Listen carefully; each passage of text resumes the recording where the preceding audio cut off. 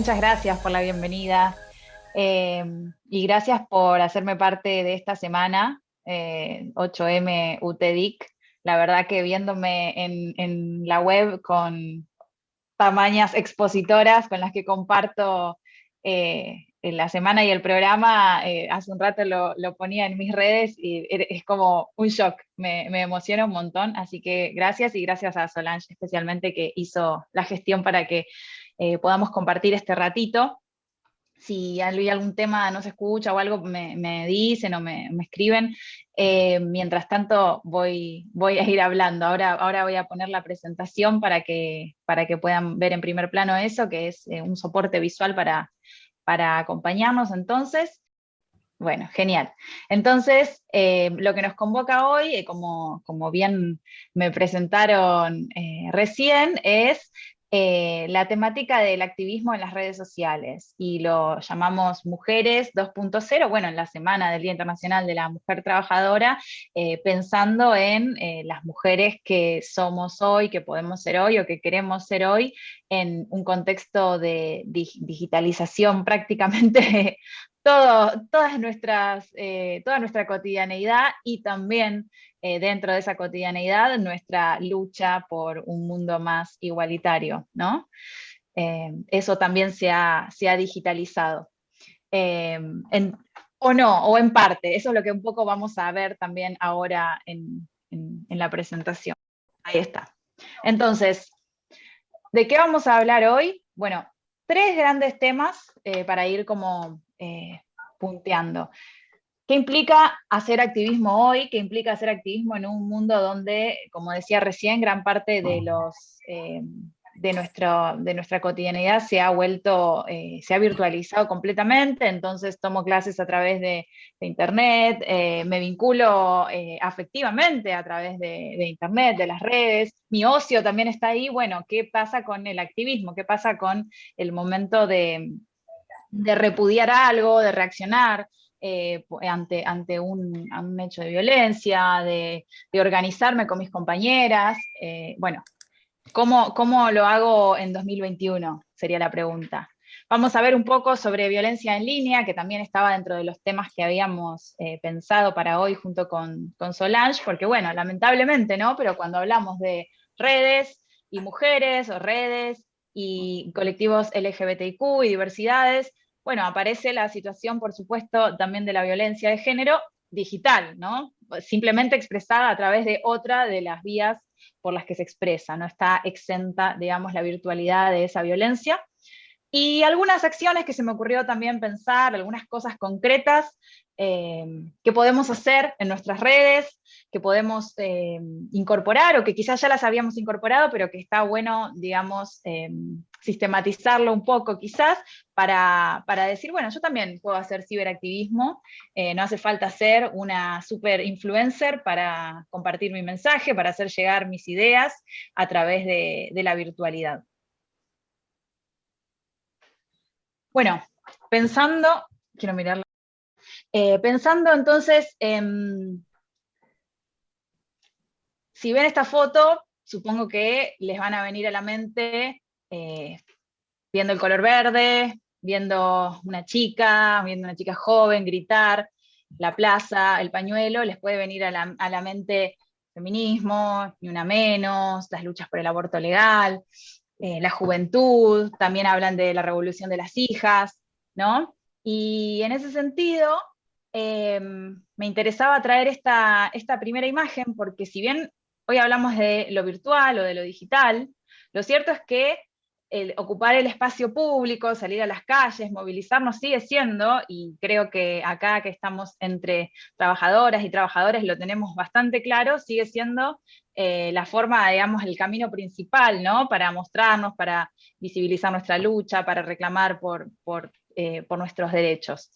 Eh, entonces, lo que a mí me interesa de pensar la virtualidad o de pensar el activismo digital es que lo veamos como una forma más de activar y como una forma que puede estar perfectamente conciliada con los activismos en las calles, con ocupar las plazas y demás, ¿sí? No como una cosa que hago cuando no puedo hacer lo otro o no como algo secundario, pero sí siempre teniendo, y aquí igualmente introduzco una visión personal, ¿no? Pero siempre teniendo al ocupar el espacio, al salir a la calle, al apropiarnos de esos lugares, como la principal forma de lucha o de activar o de activismo.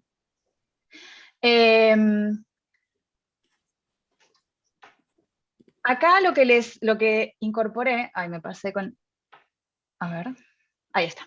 Lo que incorporé son una serie de hashtags, de etiquetas, sería en castellano, aunque en general hablamos de hashtags, que hacen al ciberactivismo feminista o de las mujeres, ¿no? Particularmente, porque en realidad el ciberactivismo, cuando hablamos de activar a través del ciberespacio, a través de las redes, a través de lo digital, de internet, de los foros, de los blogs y demás, podemos hablar de todo tipo de activismos, y lo que nos reúne esta semana entonces son los activismos de las mujeres. Entonces, traje algunos hashtags que, si pudiéramos hacerlo más interactivo, me hubiese gustado como preguntarles cuáles le venían a la mente, pero ustedes los invito a que miren y confirmen o no si son más o menos los hashtags que hubieran pensado, ¿no? Si podíamos tener esta conversación. Entonces, el primero que puse, que es Ni Una Menos, es una etiqueta, un hashtag que nos convoca hace 6 años ya, que comenzó en 2015, y que, esto creo que muchas lo deben saber, pero quizás otras personas no, que inició en Argentina, y que inició en Twitter. Y esto es muy interesante de ver, ¿no? Porque por supuesto que no nació en Twitter como si fuese por generación espontánea, por supuesto que ya había grandes incomodidades y demandas desde los colectivos de mujeres, ya había reuniones en el espacio público, en la calle, en el Congreso y demás, pero tuvo un componente muy importante, Twitter, como red social, porque allí se fue dando una serie de conversaciones públicas a través de tweets, entre periodistas feministas particularmente, que derivaron en esta consigna que empezó a tomar cada vez más fuerza, más peso y hacerse más masiva, y el 3 de junio de 2015 nos encontramos en la plaza por primera vez de una forma tan numerosa, ¿no? Ya venían los encuentros de mujeres hace décadas, las demandas por la legalización del aborto hace mucho tiempo también, pero fue un momento de repudio contra las violencias de género muy grande, donde empezó la sociedad civil, digamos, a involucrarse mucho más, y no solo los activismos más partidarios o más orgánicos, digamos. Por eso me parece tan interesante ver cómo se intersecta, ¿no? Todo el tiempo lo digital con lo que, esto voy a hacer los dedos como comillas, lo que decimos como la vida real. Que acá me importa mucho que dejemos o intentemos por lo menos problematizar esa grieta entre vida real y vida virtual. Porque yo les pregunto, todo el año 2020, todo lo que hemos vivido, ¿no fue acaso parte de nuestra realidad? ¿No? Tomar clases por Zoom, encontrarnos con nuestra familia, festejar un cumpleaños por un Google Meet, todos los trámites que antes íbamos a hacer una fila, aprender cómo manejarlos a través de diferentes plataformas en Internet, y así podría seguir una hora enumerando acciones que hacemos a través de la virtualidad. Entonces, muchas veces, sin darnos cuenta, inconscientemente decimos, bueno, no, pero después en la vida real, ¿no? Bueno, lo virtual y lo real, bueno, yo los invito a que pensemos que lo virtual es parte de nuestra realidad, y que en todo caso podemos buscar otras formas, ¿no? De hacer esa diferenciación. A veces yo digo, bueno, en la vida analógica y en la vida digital, ¿no? Cuando me voy a cocinar unos fideos, estoy en lo analógico, y cuando vengo acá a la compu de nuevo vuelvo a lo digital, no sé. Pero decididamente todo es parte de nuestra realidad, y por eso está bueno también ver cómo ese activismo 2.0, como lo llamamos, ese activismo o ciberactivismo, activismo virtual, se conjuga con lo que hacemos en las calles, ¿sí? Porque todo es parte de eso que es real. Bueno, agregué otros hashtags que, bueno, será ley, creo que acá también todas las personas van a enseguida asociarlo a la gran, digamos, a la gran ampliación de derechos que hemos tenido a fin de 2020 con la legalización del aborto, y después otros que quizás no son tan populares, pero que hace un tiempo han resonado mucho en nuestros activismos, como, bueno, Niñas No Madres, No Nos Callamos Más, que tuvo que ver con toda una serie de denuncias, y que viene de otro hashtag y de otra gran campaña virtual, digamos, no solo virtual, pero también virtual, que es el Me Too, que lo puse ahí abajo, que está en inglés, que significa yo también, y que es uno de los pocos igual que no surgió en Argentina. Permítanme esta parte en la que siempre nos creemos que que iniciamos un montón de cosas, pero lo cierto es que gran parte de los activismos regionales han sido muy potenciados desde Argentina. El Me Too viene de las actrices de Hollywood, ¿no? Denunciando, y digamos, como toda consigna que surge en el norte global, por supuesto que tuvo mucho más peso también, y por eso me pareció interesante incluirla. Fíjense cómo todas estas etiquetas o hashtags nos resuenan, incluso si no usamos Twitter, que es como la red donde más operan los hashtags, ¿no? Los hashtags son estas etiquetas con el simbolito numeral adelante, que agrupan una consigna, la cristalizan, y que se pueden usar en cualquier red social, se pueden usar en Facebook, se pueden usar en Instagram, pero que hacen sentido, digamos, principalmente en Twitter, donde cada día nos levantamos, abrimos la cuenta y vemos qué es tendencia, por ejemplo, a partir de alguna de estas etiquetas.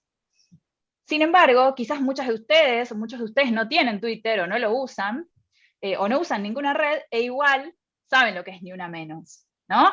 Porque ese hashtag tomó fue tan apropiado por la sociedad y tomó un estado público tan importante que poco importa ya si, digamos, su funcionamiento específico o alojado adentro de una plataforma y una red.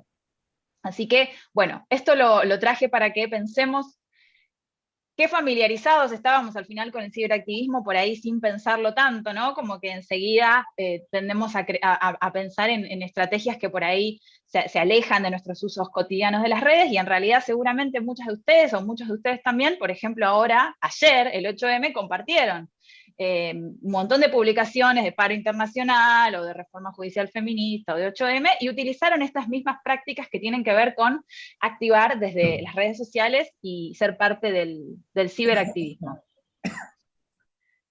Les traigo acá, para pensar un poco las cuestiones de la violencia que se da en línea, dos trabajos principales, hicimos más, pero los dos trabajos más relevantes que hicimos en el último tiempo desde Comunicación para la Igualdad, donde nos enfocamos muy especialmente, como ya estarán viendo en esas tapas de los libros, en lo que pasa en Twitter, ¿no? Ahí ven esos cuervos, creo que son, esos pájaros, digamos, como una especie de metáfora de lo que es el pajarito celeste de Twitter, devenido en este pájaro más oscuro, ¿no?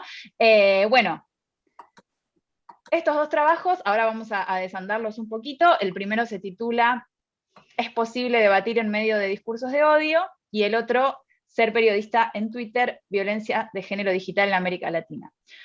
Estamos enfocadas últimamente con nuestras compañeras en hacernos preguntas alrededor de qué pasa siendo mujer en las redes, ¿no? La violencia porque bueno, sabemos que las redes en general son espacios donde hay anonimato, donde puede haber impunidad, donde puede haber algunas, ¿no? Como se puede la discusión poner muy álgida, pero la pregunta que a nosotras nos convoca es si las mujeres sufrimos más violencia o otras formas de violencia específicas, que podríamos denominar violencia de género digital, en las redes. ¿Por qué? ¿Cómo? ¿Dónde? ¿Cuándo? ¿No? Entonces ahí,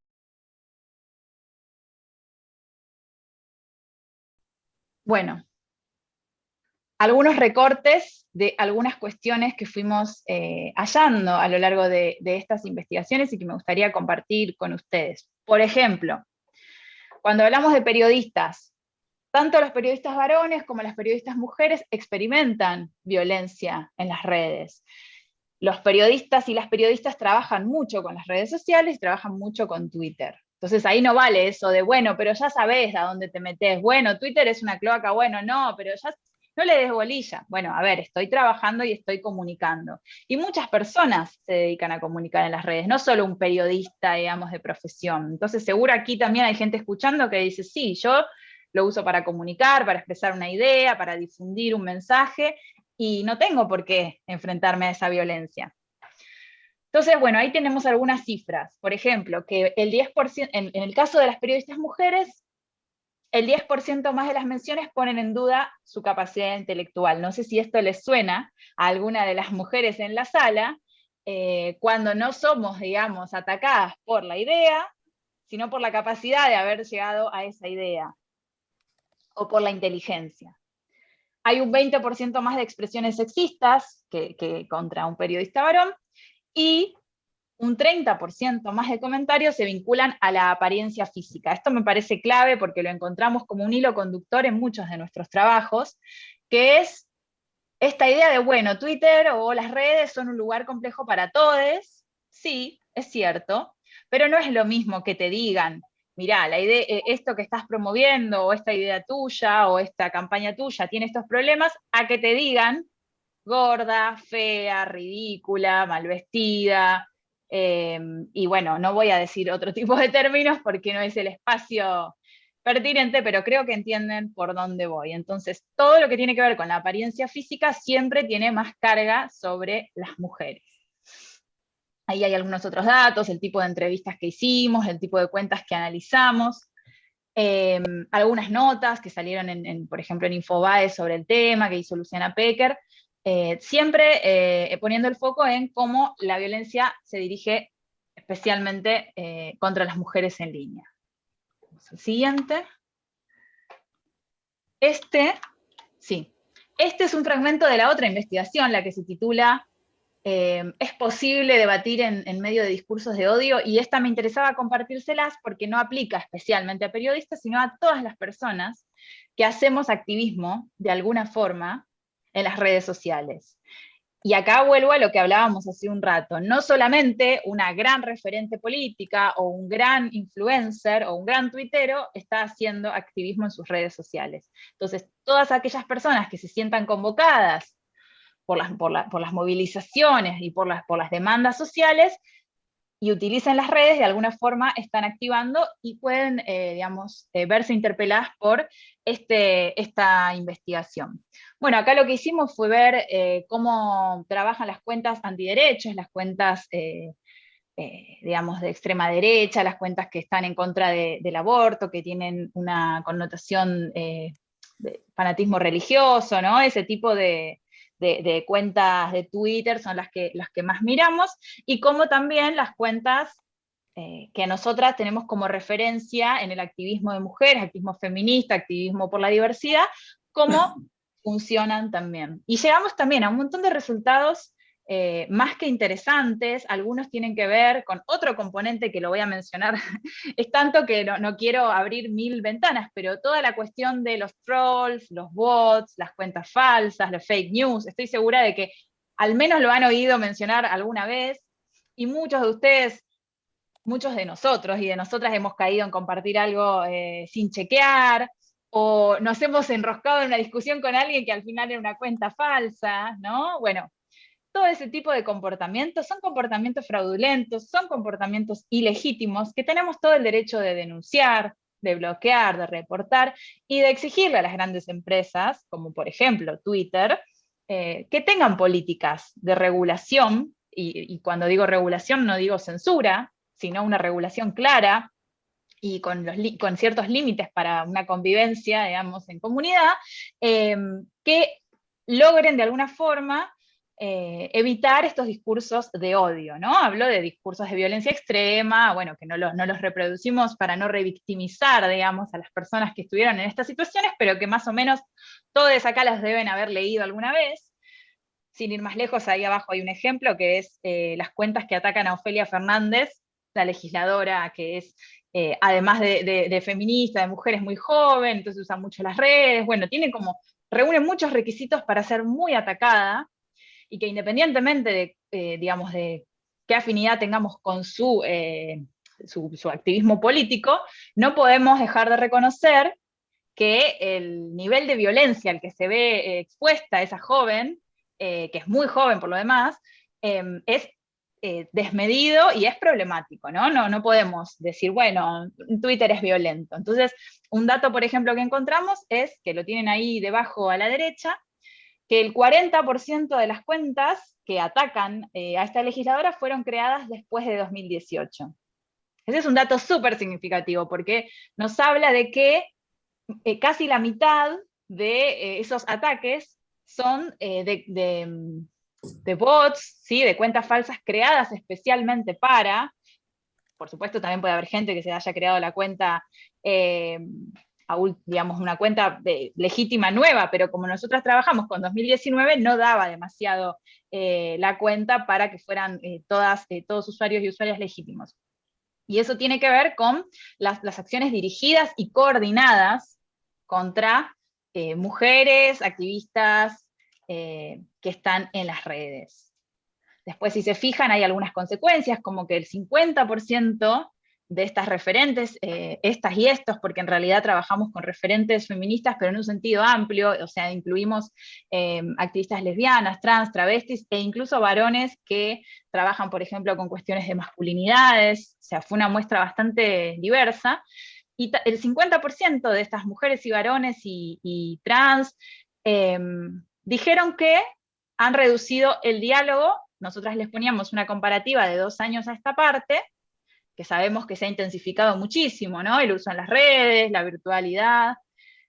Y sí, evidentemente han dejado de discutir, se han retirado más, han dejado de leer las notificaciones, ¿sí? Entonces, todas estas cuestiones son indicadores que nos tienen que preocupar, por lo menos a quienes investigamos comunicación y género, porque no está bueno que el debate, digamos, la conversación pública, se empiece a coartar por hechos de violencia, ¿sí?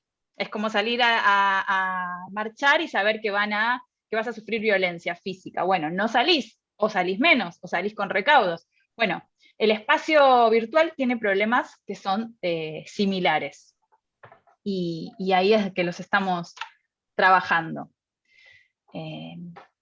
Aquí en esta diapositiva lo que vemos es algunas cuentas que logramos identificar como lo que se llama superinfluenciadoras, que tienen que ver con cuentas que, gracias a sus retweets, digamos, si hablamos de Twitter, pero podría ser otras formas de compartir en sus otras redes también, han amplificado mensajes del feminismo, de los feminismos, de una manera súper masiva. Y esto también es interesante porque muchas veces, y lo digo haciendo autocrítica también, tenemos prejuicios con ciertas cuentas, con ciertas estrellas, con ciertas personas muy, digamos, de mucha llegada, y no pensamos en el uso estratégico que puede llegar a tener para nuestro movimiento y para nuestras propias demandas, que este tipo de aliadas, digamos, comparta nuestras ideas, ¿no? Creo que uno de los tweets con más llegada de toda la historia, digamos, de la lucha por el aborto en Argentina lo hizo Lali Espósito.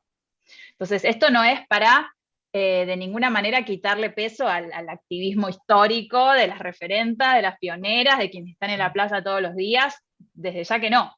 Pero sí para, si pensamos en estrategias de ciberactivismo y de uso de las redes para amplificar nuestros mensajes, bueno, para tener en cuenta estas grandes, digamos, aliadas o compañeras que podemos llegar a tener. Aquí lo que se ve a la derecha es parte, yo lo que les traje es como pequeños mosaicos porque son 2 trabajos de más de 100 páginas cada uno, entonces es simplemente un poquito, un acercamiento, pero para que veamos, en violeta están hashtags feministas y en celeste están hashtags de sectores antiderechos, y para que veamos, que me parece súper interesante cuando se hace minería de datos, cuáles son los más usados en cada caso, ¿no? Entonces, de un lado tenemos Ni Una Menos, Vivas Nos Queremos, Quédate en Casa, porque fíjense que se cruzan otro tipo de, digamos, en esa misma población, otro tipo de hashtags o de activismos. Más abajo en inglés vemos que dice Black Lives Matter. ¿Se acuerdan de todo el movimiento antirracista que, bueno, viene de hace muchos años, pero que el año pasado también en Estados Unidos tuvo muchísima visibilidad? Y del otro lado, del lado antiderechos, vemos, por ejemplo, No Fue Ley, Salvemos las Dos Vidas, que son etiquetas típicas de estos sectores.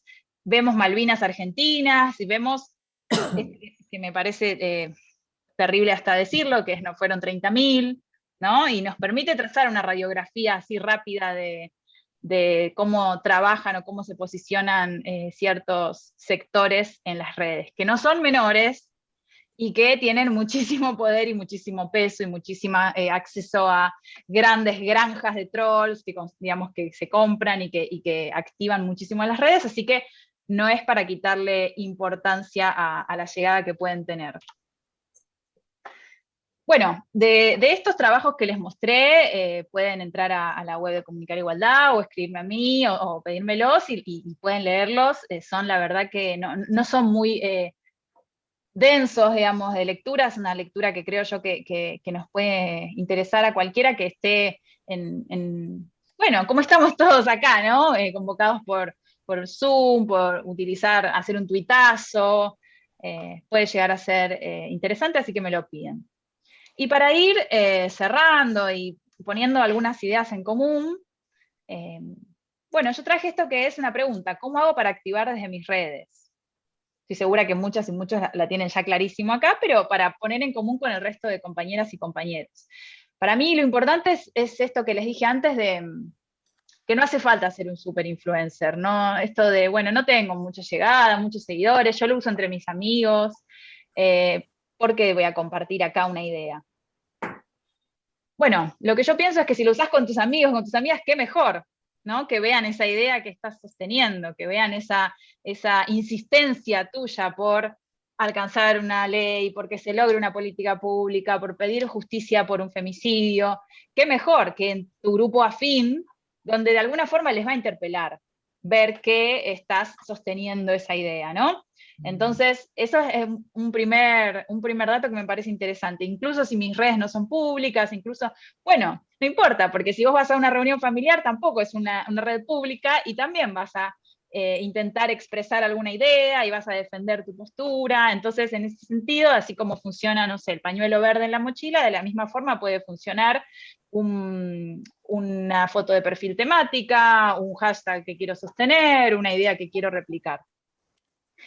En este sentido, bueno, ahí anoté compartir, difundir, retuitear, siempre siendo también conscientes, ¿no? Y estratégicas y cuidadosas, digo, ¿qué estoy compartiendo? ¿De dónde viene esa publicación?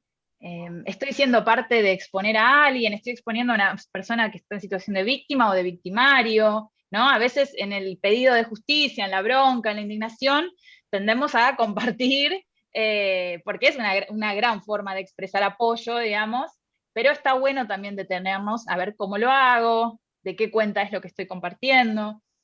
Hay un panel que hubo en UTEDIC el año pasado de Faro Digital, que lo repasábamos con Solange, que a mí me pareció que es fundamental. Si bien habla más de infancias, tiene bastante información sobre seguridad digital, entonces creo que se puede complementar con la charla de hoy, si alguien se queda como con interés de seguir pensando, bueno, qué comparto, qué no, cuándo estoy exponiendo, cómo es el tema de la privacidad, creo que se puede complementar con esa otra exposición.